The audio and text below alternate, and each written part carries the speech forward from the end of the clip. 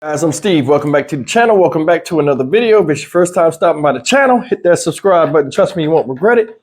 If you're a returning subscriber, as always, guys, welcome back. And I do appreciate the support.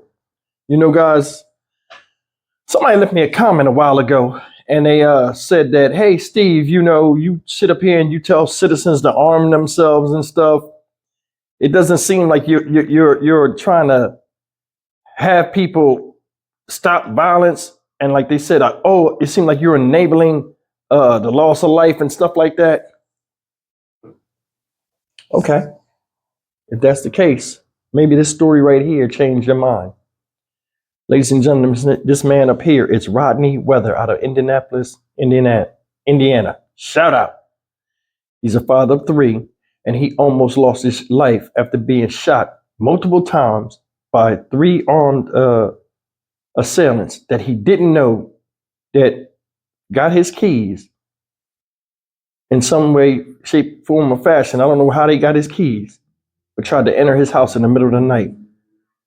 Check out his story, and you come back to me, whoever wrote that comment, and tell me your idea would have had you in a better situation than what happened to this man right here. Check this out, y'all. This is a mess. A man is recovering after being shot 4 times inside his home. He told us the suspects opened fire in the middle of the night after getting his house keys. Our Chase Howell talked with that survivor and learned tonight how the suspects actually got his keys in the first place. Chase? Scott, just a week prior to the shooting, Rodney Weather tells me someone took off with his car while he ran inside to grab a couple things before heading into work. Weather says he kept telling himself to make sure that he changes out the locks, but before he could do so, the suspects came back, this time to get into his house. 2, 3, 4. 3 little voices can be heard coming from the top of the stairs. Those voices Rodney Weather feared he'd never hear again. I had the decision to either just lay there, and just die, or get up and try to do something. It was less than a week ago when IMPD responded to Broadway and 31st Street for a person shot. That's where they found Weather lying on the floor of his home with gunshot wounds. I thought it was over for me, so I just tried to get up and use whatever time I had left to, what I thought was protect my family. Weather says he was sleeping on the couch when he woke up to the sound of keys jingling and someone unlocking his front door. As I sit fully up, the door fully opens, and like I said, I'm almost just asking the question, who the F are you guys? Who are you? And it's fire, so immediately it was just fire, wasn't any talking. Weather was hit by 4 bullets. His wife and 3 kids asleep upstairs. They could just have shot me and went upstairs versus, running out the house. And as Weather sits on the couch, now pierced with bullet holes, he's in disbelief on how a life he spent trying to avoid came right to his doorstep. When you're focused on trying to do the right thing, you forget sometimes that there's plenty of people out here who wake up and they're looking to do the wrong thing, and that's what one of those situations was. Weather says no one has been arrested in connection to this shooting, but to end this on somewhat of a lighter note, Weather's 3-year-old says when they do catch those bad guys, she is going to scratch them. Guys, that's the story of Mr. Rodney Weather. Thankfully, he survived his ordeal, and nobody should go through that. Now, the first thing I noticed about this story, you could tell that was a regular guy.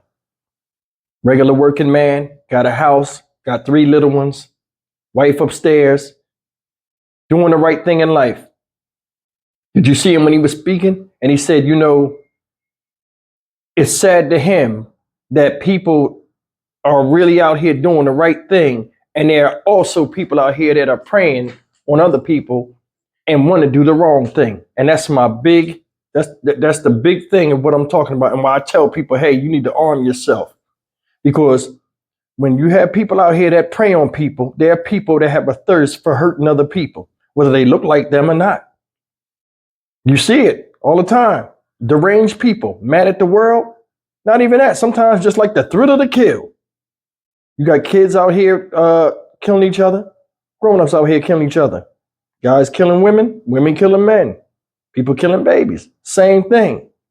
You can't tell what's going on in the head of somebody else that busts up in your house aggressively. They're not there to wish you good tidings. You know what I'm saying? He left the mistake he made, he left his car running. Now they out there in Indiana, I know it snows, it gets cold. People do that. They was doing that up east. They'd turn the car on and let the car run for a while and then, go out there and then get in the car when it's warmed up. A lot of people don't think nobody going to come and take the car. In the case of this, somebody stole his vehicle. Now, insurance information, all that other stuff, that's how I think they tracked back to his house. Said a week before, he got shot. This is when they stole his car. So a normal person be like, oh man, they stole my car. We're worrying about insurance, getting another vehicle. It's cold out here, getting back to where we can just get back into the rat race. We're not thinking about somebody being so devious and vicious as to, oh, we stole from you once. Let's come back and take all of your stuff. See what else we can take.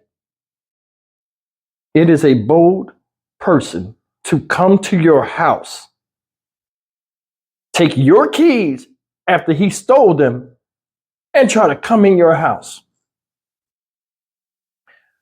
The person that left me that comment, how would you have handled this? Because all he did was jump up. Before he could say, what the F? He got blazed 4 times. Think about that. Shot him so bad, the man couldn't get up. He said he thought he was out of here. The little bit of time I had to make the most of it to make sure my family was safe. He thought he was out of here. Did you see his face, y'all? Did you see his face? That's a grown man reliving the ordeal, and you seen the tears welling up in his eyes. That's heartbreaking to me to see that. Just him having to go back into his, subconscious and dig up the trauma that he ensued and the pain and the thought of having somebody come in there and ravage his family while he's sitting there motionless, bleeding out and can't help him. That's a nightmare scenario for any man that's right up here. And most of us, you know what I'm saying, don't want to go through that.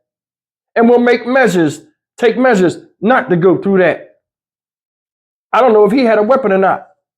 But do you think now, after he just got torn out the frame, you think he going to register to go get a weapon now to protect his family? We all have a right to do that. Think about this. I'm telling you another thing, how crazy the justice system is. Say they caught one of the dudes that did that. They wound up catching all of them.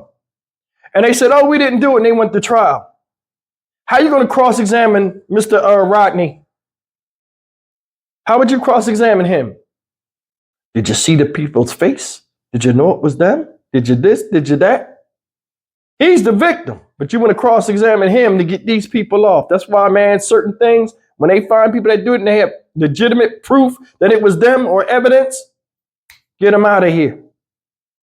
He had a little baby upstairs, a 3-year-old daughter. The horror of him being traumatized and thinking that they would run upstairs and do something to his baby, let alone his wife. Now, they ran out of there. They shot him and ran out of there. That's another part I don't understand. Seriously.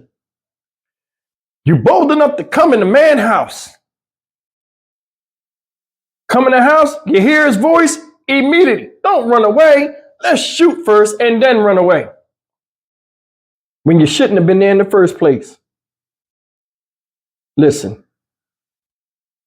I think a lot of these crimes, like this home invasion, any type of assault on somebody you don't know, and you just come up in their place of their abode and just do something to them, and they all need to be treated with high amounts of time, or show them the flowers. Because this type of behavior, you can't get past this. And that's the thing. Oh man, I used to be like that, but I'm not. No. The conditions are different. And you ain't in that predator mode because you have all that you think you need. All it takes is somebody to get upset and all of a sudden feel as though somebody did them wrong, then everybody else's fault. The reason for that problem is everybody else's, it's everybody else's fault that they're in the situation they're in. It's a lot of people out there that's like that. Don't take no accountability at all. Shot this man 4 times.